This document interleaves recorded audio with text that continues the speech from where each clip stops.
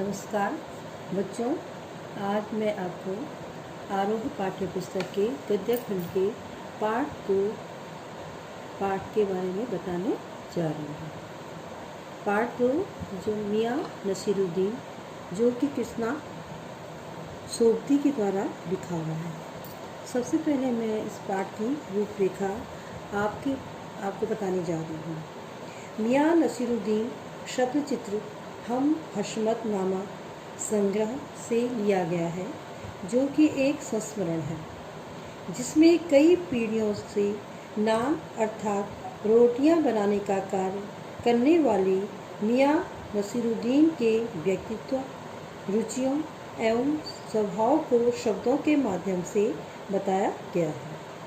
मियाँ नसीरुद्दीन रोटी पकाने की वर्षों से चली आ रही अपने परिवार की परंपरा व उसमें उनकी निपुणता को प्रकट करते हैं। वे ऐसे व्यक्तियों का भी प्रतिनिधित्व करते हैं जो अपने रोजगार को कला के समान मानते हैं और श्रमपूर्वक सीखने को ही वास्तविक रूप में असली हुनर मानते हैं। अब मैं आपके सामने इस पाठ का सार प्रस्तुत करने जा रही हूँ। सर्वप्रथम वहाँ से कहानी शुरू होती है जब एक दिन दोपहर में लेखिका जामा मस्जिद के निकट बसे पुराने मटिया महल के गढ़ैया मोहल्ले से गुजर रही थी। वहाँ से निकलते समय उसने एक साधारण सी दुकान पर ढेर सा आटा गूंथते हुए देखकर सोचा शायद संयोग की तैयारी होगी, पर पूछने पर पता चला कि वह नान अर्थात रोटियां बनाने वालों के मसीहा कहे जाने वाले व 56 प्रकार की रोटियां बनाने में माहिर मियाँ नसीरुद्दीन नान बाई की दुकान थी। मियाँ अंदर ही चारपाई पर बैठे बीड़ी पी रहे थे।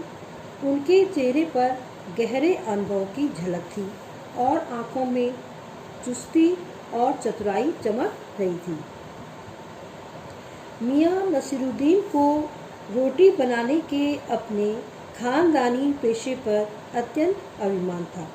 लेखिका द्वारा यह पूछने पर कि उन्होंने इतने प्रकार की रोटियां बनाने की कला को कहाँ से सीखा, पर वे अपनी बेपरवाही वाले खास अंदाज में उसे बताते हैं कि नान बाई का काम कई पुश्तों से उनके घर में चला आ रहा है और उन्होंने यह कार्य अपने पिता मियाँ बरकत शाही से सीखा। वही उनके गुरु थे। वह अपने पिता से उन्होंने यह हुनर भी सीखा और इसीलिए वह उनको अपना गुरु मानते थे। मियाँ नसीरुद्दीन अपनी खानदानी शान का एहसास कराते हुए उन्हें बताते हैं कि उनके वालिद मियाँ बरकत शाही गढ़ैया वाले नान बाई के नाम से मशहूर थे तथा उनके दादा साहिब मियाँ कल्लम भी बहुत ऊंचे दर्जे के नान बाई थे। लेखिका के द्वारा मियाँ नसीरुद्दीन से उन्हें उनके पिता व दादा से मिली किसी सीख के विषय में पूछने पर वे बताते हैं कि हुनर सच्ची लगन और मेहनत से सीखा जाता है। जैसे पढ़ाई में अलिफ से शुरू होकर आगे बढ़ा जाता है या फिर कच्ची पक्की से होते हुए ऊंची जमातों अर्थात कक्षाओं में पहुंचा जाता है, वैसे ही हुनर सीखने के लिए उससे जुड़े हुए छोटे से छोटे काम स्वयं करने पड़ते हैं। छोटे काम करके ही फिर बड़े कामों की तरफ बढ़ा जा सकता है।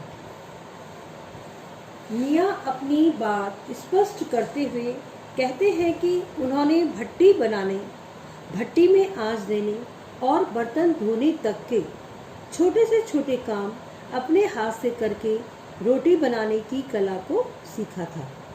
वे आगे बताते हैं कि अपने पिता की इस दुकान पर भी वह सीधे आकर नहीं बैठे थे, अपितु इसके लिए भी उन्होंने गली गली सामान बेचने का अनुभव प्राप्त किया था, जिसके उपरांत ही उन्हें यह जिम्मेदारी मिली थी। लेखिका द्वारा अन्य नान बाइयों के विषय में पूछने पर मियां नसीरुद्दीन उन्हें बताते हैं कि वहाँ अन्य नान बाई अवश्य है, किंतु खानदानी नहीं। अपने परिवार के इतिहास पर गौरवान्वित होकर वे उन्हें बताते हैं कि एक बार बादशाह सलामत ने उनके बुजुर्गों से कहा कि ऐसी चीज़ बनाओ जो न आग से पके न पानी से बने। उन्होंने ऐसी चीज़ बनाई जिसे बादशाह ने खूब पसंद किया, लेकिन वे उसके विषय में नहीं बताते। अपने पूर्वजों की प्रशंसा करते हुए वे कहते हैं कि खानदानी नान बाई कुएं में भी रोटी पका सकता है। लेखिका द्वारा कहावत की सच्चाई पर प्रश्न चिन्ह लगाने पर वे भड़क उठते हैं। लेखिका जब उनसे यह पूछती है कि उनके बुजुर्ग किस बादशाह के यहाँ काम करते थे, तो उसे सुनते ही उनका स्वर बदल जाता है। वे स्वयं बादशाह का नाम न जानने के कारण इधर उधर की बातें करने लगते हैं, किंतु लेखिका द्वारा बार बार पूछने पर वे अंत में उसे खींचकर बोलते हैं कि कौन सा उस बादशाह के नाम आपको चिट्ठी पत्री भेजनी है, और यह कहकर उनकी बातों को टाल देते हैं।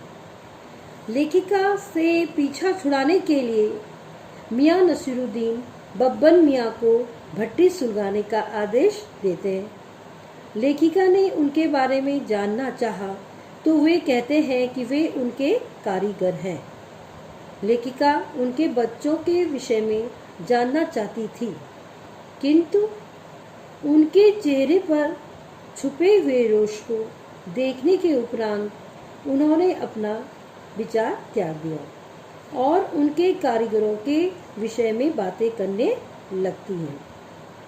मियां नसीरुद्दीन उन्हें बताते हैं कि वे उन्हें 2 रुपए मन आटे की व 4 रुपए मन मैदे की मजूरी देते हैं। मजूरी अर्थात पारिश्रमिक। लेखिका द्वारा रोटियों की किस्में जानने की इच्छा से पूछे गए सवाल पर वे बाकरखानी, शीरमाल, ताफतान, खमीरी इत्यादि रोटियों के फटाफट नाम गिनवा देते हैं।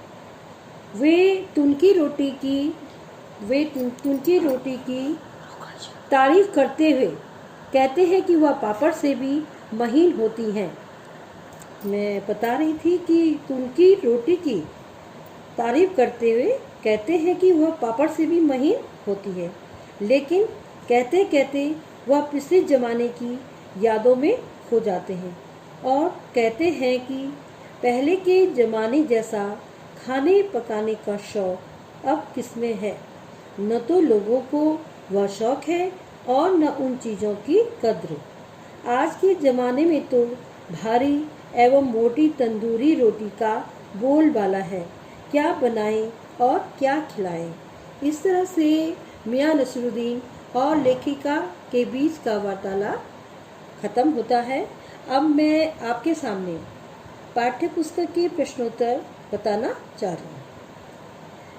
पाठ्यपुस्तक के प्रश्नोत्तर में सबसे पहला प्रश्न है, मियां नसीरुद्दीन को नान बाइयों का मसीहा क्यों कहा गया है। मियां नसीरुद्दीन एक खानदानी नान बाई थे और वे तुनकी और रुमाली जैसी कागज से भी महीन रोटियों बनाने का हुनर रखने के साथ ही साथ 56 प्रकार की रोटियां भी बनाना जानते थे। उनका मानना था कि रोटी बनाना भी एक कला है, एक हुनर है, और वे स्वयं को इस कला का उस्ताद मानते थे।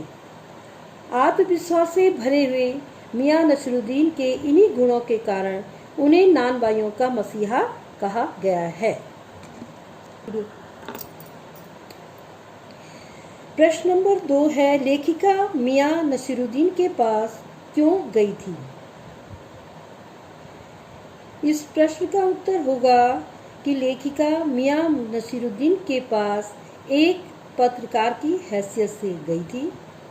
वह मियां नसीरुद्दीन की कारीगरी को बहुत बारीकी से जानना चाहती थी ताकि वह उसे प्रकाशित कर सके। इसलिए रोटियां खरीदने के बजाय उसने उनसे कुछ प्रश्नों के उत्तर ही जानना चाहा। प्रश्न नंबर 3। बादशाह के नाम का प्रसंग आते ही लेखिका की बातों में मियां नसीरुद्दीन की दिलचस्पी क्यों कम होने लगी?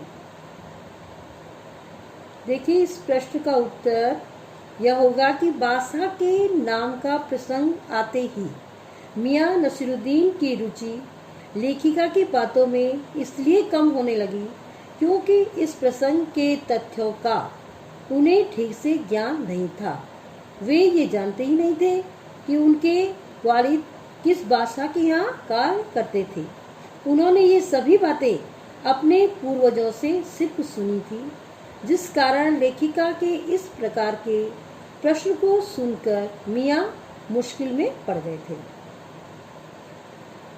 और इसीलिए वो इधर उधर की बातें करने लग गए थे।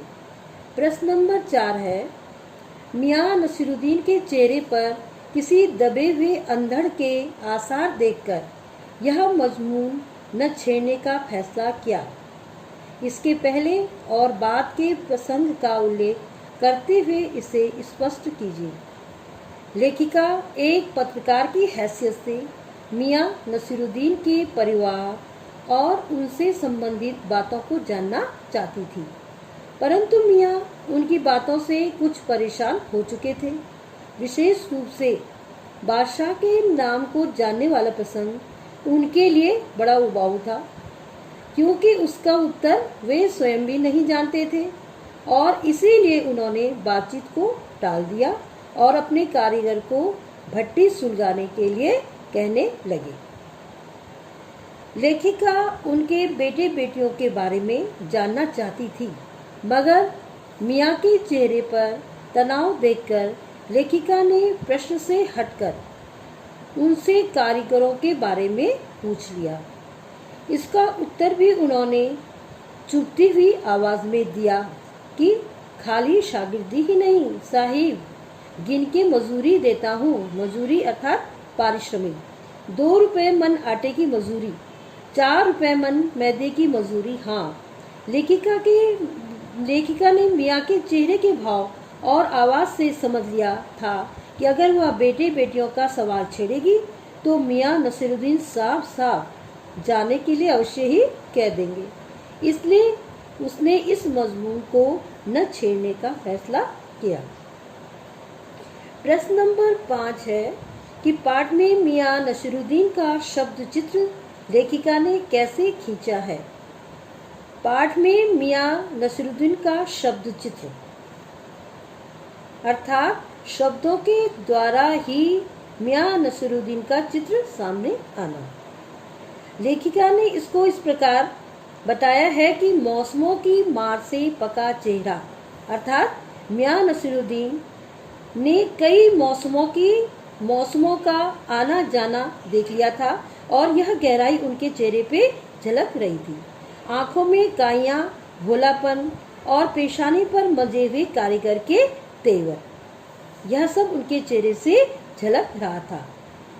इसके अलावा एक प्रश्न, छोटे छोटे प्रश्न मैं और भी बताना चाहती हूँ कि मियां नसीरुद्दीन की कौन सी बातें आपको अच्छी लगी।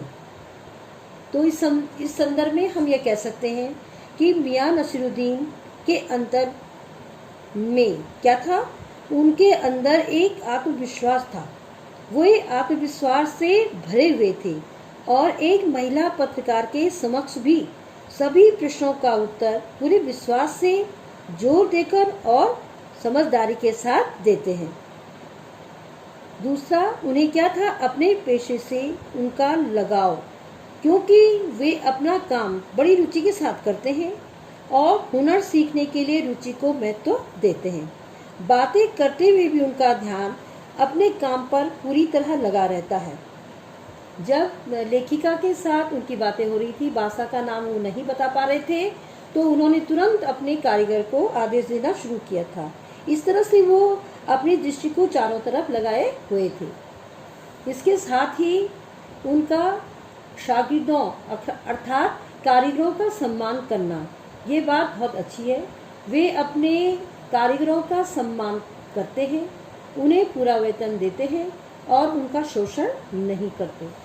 इसीलिए वे गर्व के साथ लेखिका को कारीगरों को दिया जाने वाला वेतन भी ऊंची आवाज में ही बताते हैं।